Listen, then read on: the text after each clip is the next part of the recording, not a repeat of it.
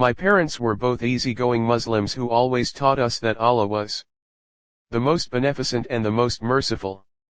We were never forced to read our prayers or fast.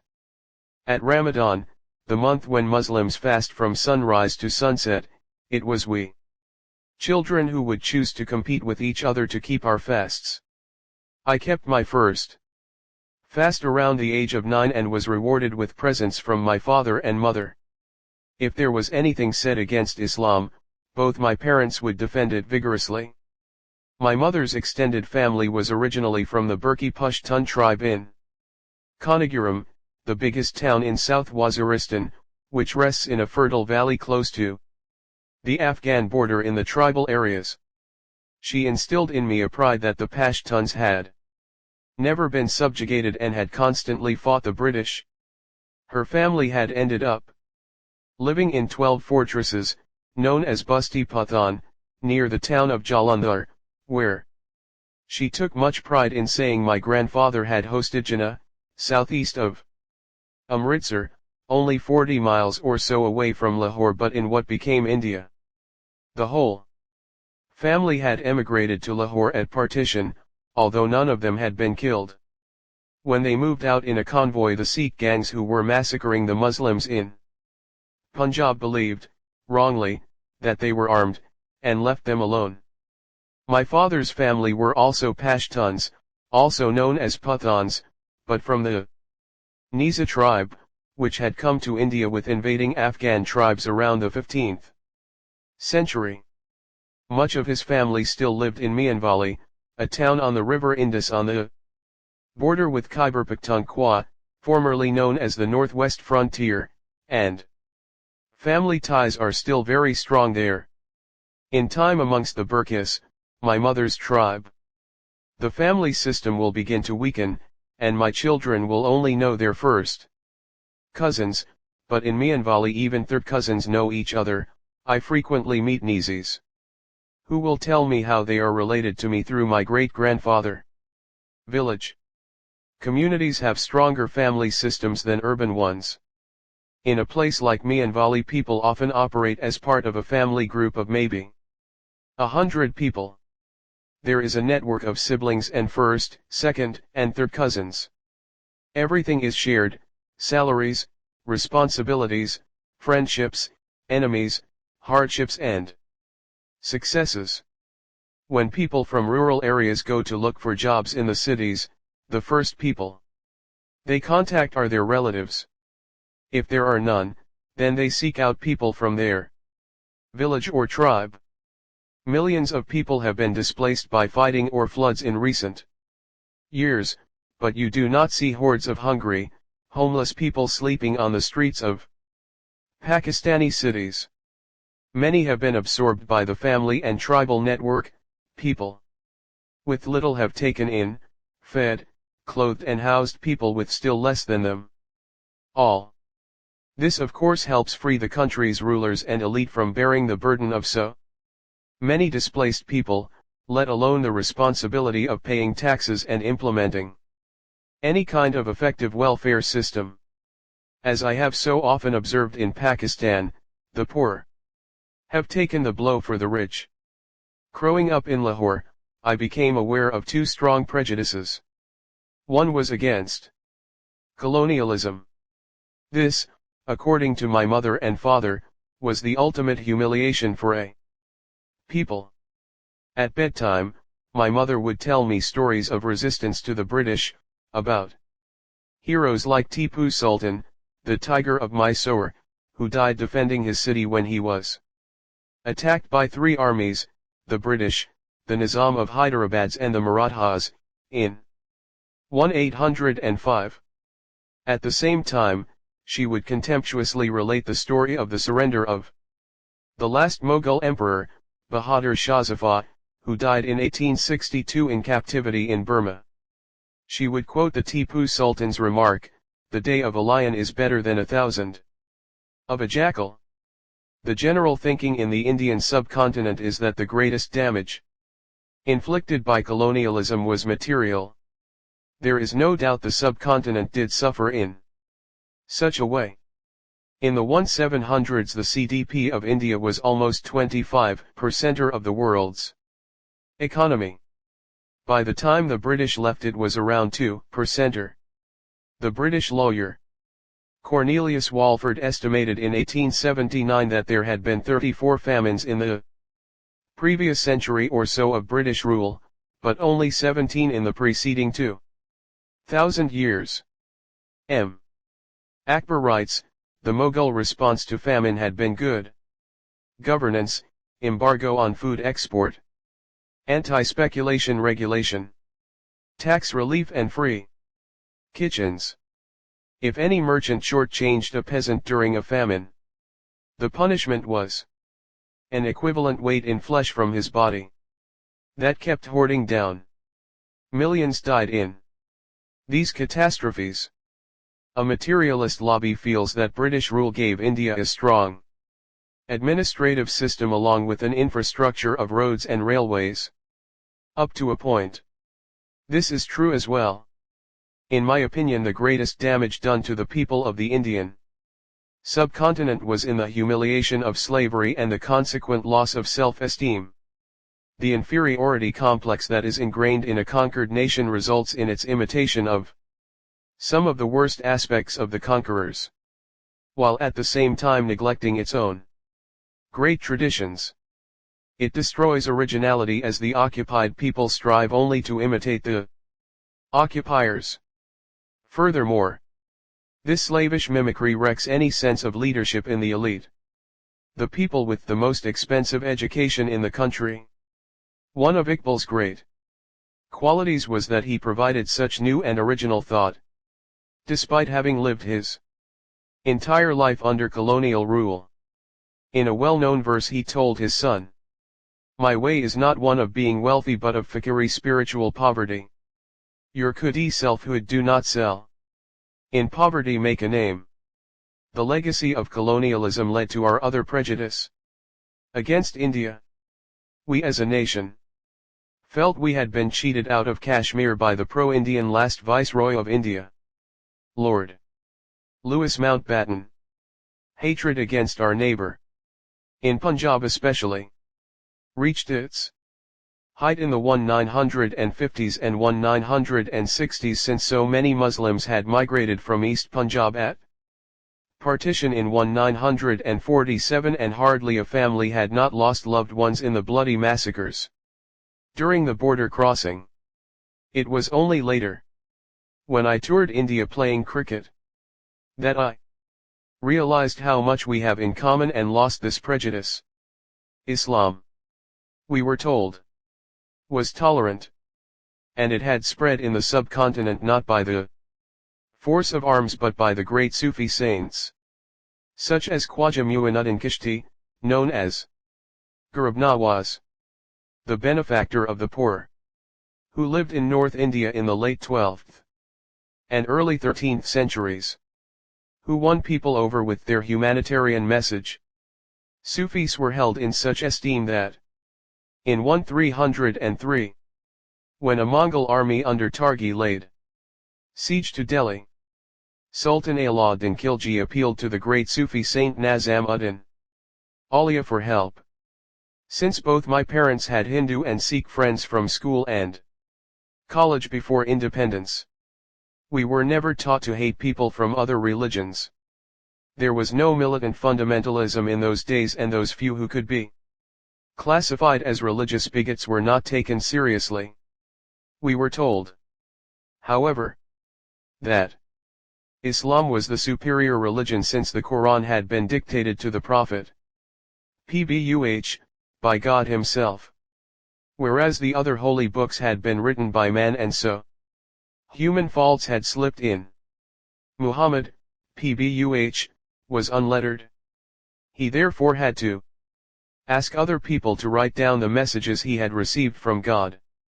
Apart from being a book of wisdom, the Quran is still considered the greatest work of Arabic literature, and the beauty of its words has converted many, including the great Caliph Umar, one of the Meccans most opposed to the new religion being preached by Muhammad, Pbuh. Umar was at the forefront of plans to assassinate the Prophet. Pbuh. But according to Muslim tradition, when he heard his sister recite from the book, his heart softened. He wept and Islam entered into him. He went on to become one of Muhammad's Pbuh main companions, inheriting leadership of the Muslims after his death. The only time I truly understood what the Caliph might have experienced was when I took my sons once to the Faisal Mosque in Islamabad for Friday prayers. A visiting imam from Egypt was delivering the khutbah, the sermon. Often you sit there during the sermon and become lost in your own thoughts because you cannot understand the Arabic. But when the imam started reciting, I was immediately struck by the sound that gently filled the whole mosque. Looking around, I saw that as his voice resounded through the building, it was having the same effect on other worshippers. It was like listening to a classical symphony. It gave me goosebumps. I have never heard anything like it before or since. Not even in the two great mosques of the holy cities of Mecca or Medina. Islam is not just a religion to be practiced privately by individuals, but a way of life.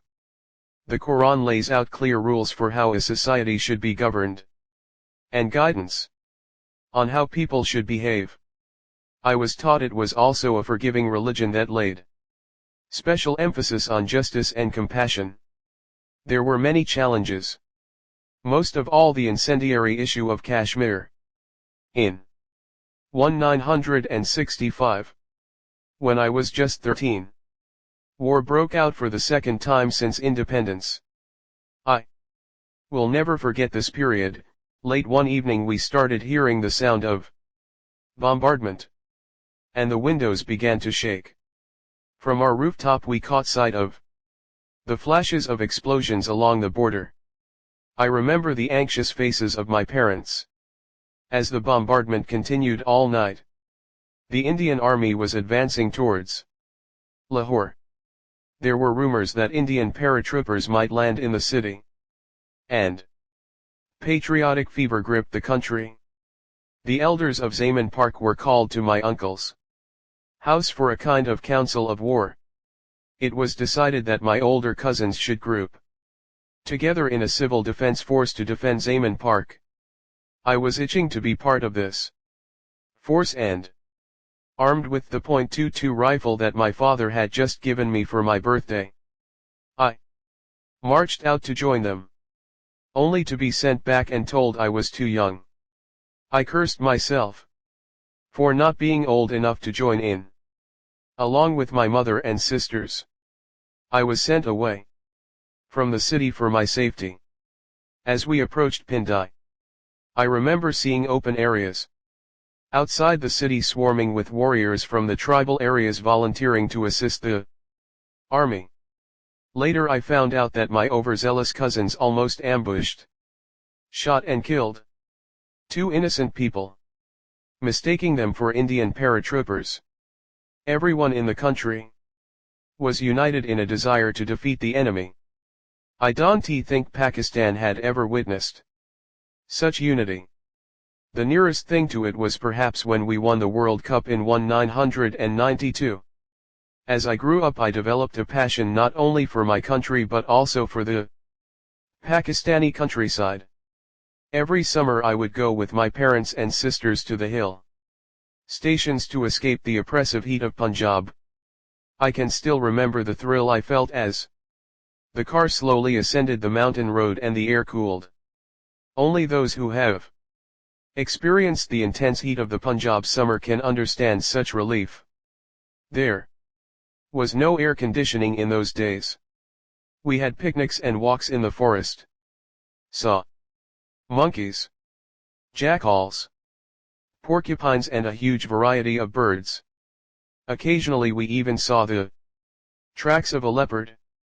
Once, when I was about 5 years old, during a trip to the hill station Dungakali, over 200 miles to the northwest of Lahore, a leopard killed a donkey right outside our rest house in the middle of the night. I can still recall how fascinated I was by the poor donkey's partially eaten corpse. In the winter I went partridge shooting with my uncle and male cousins in the Salt Range, a low mountain range about 2.5 hours drive west of Lahore. Some of my best childhood memories are of these trips. We stayed in colonial rest houses in the wilderness, ate sumptuous picnic lunches and returned in the evening to relax around a log fire. The Salt Range used to be teeming with wildlife: wolves, leopards, hyenas, jackals, foxes, deer, and wild sheep. There are fewer animals now, but the Salt Range remains my favorite place for shooting partridge because of its beautiful weather in the winter and hilly terrain.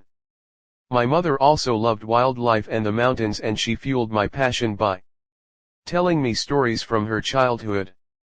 Some were set in the Indian hill stations of Simla, the summer capital of the British Raj, and the beautiful Himalayan station of Dalhousie, where she would holiday with her parents. Like most small boys, I was intrigued by the more grisly tales. I particularly liked the one about how her dog was taken by a leopard while her father was posted at Skasser in the Salt Range.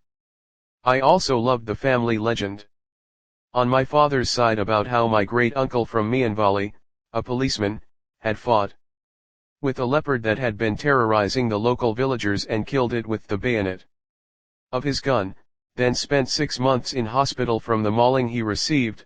He was given the highest award the police could bestow.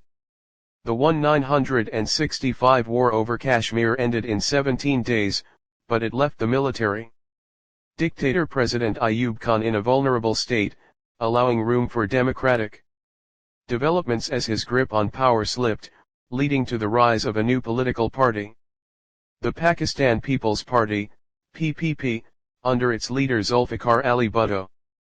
Bhutto had studied at university in California and Oxford before he became a lawyer in London, and he represented Pakistan at the United Nations before being appointed the country's foreign minister in 1962 when he was only 34. After the war he fell out with the president and left government to form the PPP. Bhutto, like so many who come to power in Pakistan, was seen at first as someone who could lead us back to democracy, but later was to prove the opposite. Here was a man who understood history, one with an exceptional mind, highly educated and charismatic. Bhutto could have changed Pakistan completely. He was a true Pakistani nationalist. He formed the first national grassroots political party in Pakistan. However, he had a fatal flaw in his character that undermined all that he could have achieved. His feudal mindset couldn't tolerate dissent, and as a result his government became known for its brutality in victimizing opponents. But his ideas, which he expressed in his 1967 book The Myth of Independence, carried great weight, and still do.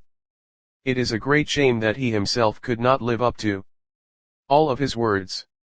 He called the story of all the civilizations of the world, from ancient Egypt to the British and French empires, the story of greed urging domination and colliding with the struggle for equality. And he noted that domination has been justified as the survival of the fittest. It has been given the name of the white man's burden. Today that ancient struggle has been epitomized in the creed of democracy against dictatorship. And most presciently he remarked that 20 years of independence have revealed to the people of Pakistan and India the sharp difference that really exists between independence and sovereign equality. This was the beginning of neocolonialism. It no longer became necessary to control the destinies of smaller countries by any jurisdiction over their territories.